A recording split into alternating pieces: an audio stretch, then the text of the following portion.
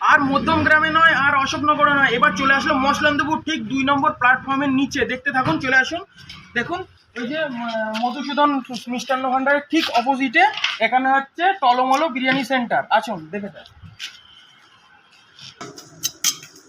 রাইসটা একদম ঝুরঝুরে রাইস, ঝুরঝুরে রাইস আছে কি? বাসমতি রাইস আছে? একদম দাদা।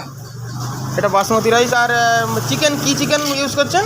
এটা হাইটেক বা কিছু হাইটেক আছে, কিছু সগুনা আছে। সগুনা। কতটা চিকেন হবে? এটা 150 গ্রাম তো হয়ে যাবে, এটা কমসে কম 150 গ্রাম হয়ে যাবে। তো আমরা চেষ্টা করছি 130 থেকে 150 গ্রামের, সবগুলো কাটিং তো আর সমান হয় না, যার জন্যে 130 থেকে 150 গ্রামের মধ্যে আমাদের এই চিকেনের পিসগুলো থাকছে।